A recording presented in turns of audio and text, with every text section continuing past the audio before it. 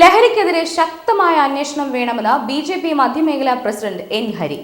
മനുഷ്യത്വം മരവിച്ച ക്രൂര കൊലപാതകങ്ങളും കലാലയ റാഗിങ്ങും ആത്മഹത്യകളും ആശങ്കയുണർത്തുന്ന രീതിയിൽ കേരളത്തെ ഗ്രഹിച്ചിട്ടും സർക്കാർ അനങ്ങുന്നില്ല.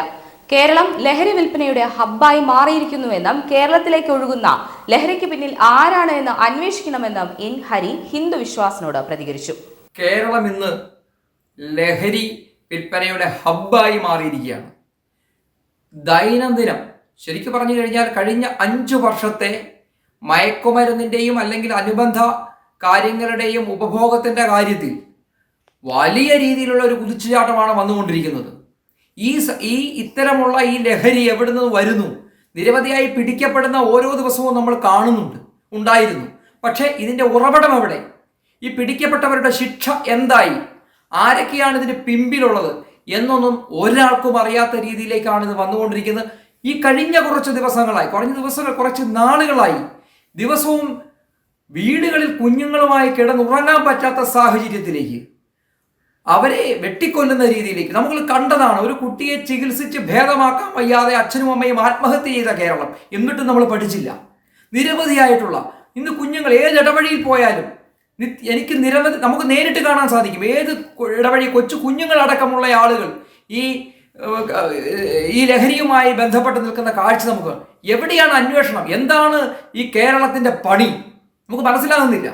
അതുകൊണ്ട് ഈ കേരളത്തിലേക്ക് വരുന്ന ഈ ലഹരിയെ പറ്റിയുള്ള അല്ലെങ്കിൽ ഈ കുത്തൊഴുക്കിനെ പറ്റിയുള്ള വലിയ ഒരു അന്വേഷണം, ഇവിടുത്തെ കുഞ്ഞുങ്ങളെ രക്ഷിക്കണം, അടുത്ത തലമുറയെ രക്ഷിക്കണം. ഇത് ഇവിടുത്തെ സർക്കാരും സർക്കാർ പറയുന്ന വിദ്യാലയങ്ങളിൽ നമ്മൾ ആലോചിക്കണം. വിദ്യാലയങ്ങളിൽ അതിനു വേണ്ട ക്രമീകരണങ്ങൾ ചെയ്യുന്നതിൻ്റെ പണം പോലും, അതിൻ്റെ ലഹരിക്കെതിരായി നടക്കേണ്ട ക്യാമ്പയിനിന് നടത്തേണ്ട പണത്തിൻ്റെ പകുതി പോലും വെട്ടിച്ചുരുക്കി. എങ്ങോട്ടാണ് ഈ കേരളത്തിൻ്റെ പോക്ക്? എന്താണ് ഇവരുടെ പണി? അതുകൊണ്ട് വളരെ വലിയ അന്വേഷണം ഇതിൻ്റെ പുറകിൽ ഉണ്ടാവണം.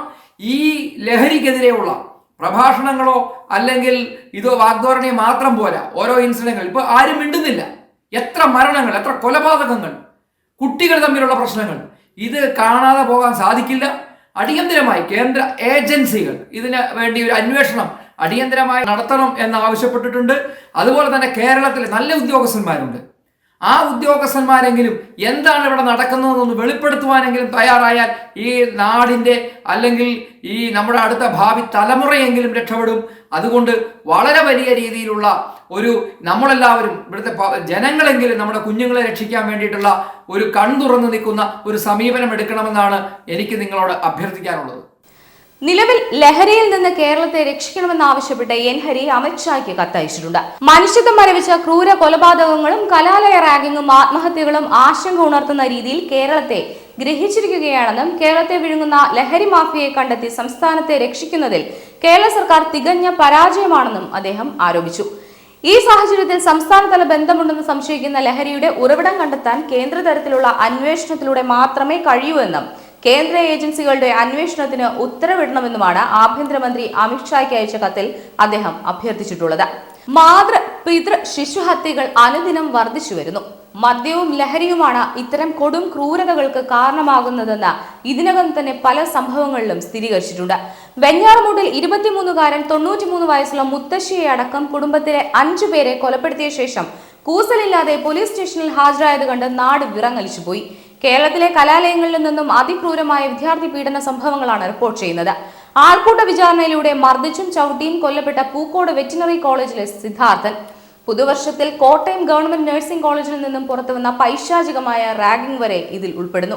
കലാലയ ഹോസ്റ്റൽ മുറികളെ ദണ്ഡന മുറികളാക്കുന്ന വിദ്യാർത്ഥികൾക്ക് ലഭിക്കുന്ന രാഷ്ട്രീയ സംരക്ഷണമാണ് ഇത് ആവർത്തിക്കാൻ പ്രധാന കാരണമായി ചൂണ്ടിക്കാട്ടുന്നത്.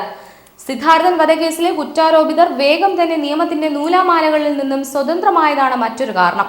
സംസ്ഥാന സർക്കാരിന്റെ ഭാഗത്തു നിന്നും ഗൗരവമായ സമീപനം ഇല്ലാത്തതാണ് കലാലയങ്ങളിൽ കൊലമുറികൾ ഒരുങ്ങുന്നതിന് കാരണമെന്നും എൻ ഹരി എഴുതിയ കത്തിൽ പരാമർശിക്കുന്നു.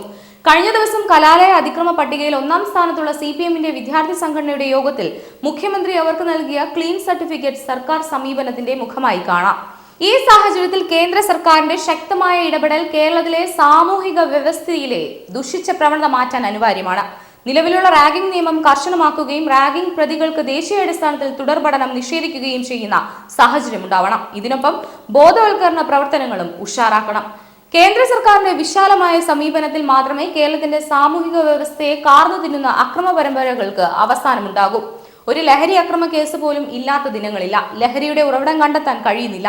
നിസ്സാര വകുപ്പുകൾ ചേർത്ത് കുറ്റപത്രം തയ്യാറാക്കുന്നതിനാൽ പ്രതികളും രക്ഷപ്പെടുന്നു. MDMA ഉൾപ്പെടെ മാരക ലഹരി വസ്തുക്കൾ കേരളത്തിലെ ചെറുപ്പക്കാർ വ്യാപകമായി ഉപയോഗിക്കുന്നു. രാസലഹരി സുലഭമായി ലഭിക്കുന്നതാണ് മറ്റൊരു പ്രശ്നമെന്നും BJP മധ്യമേഖലാ പ്രസിഡന്റ് N. ഹരി എഴുതിയ കത്തിൽ പറയുന്നുണ്ട്.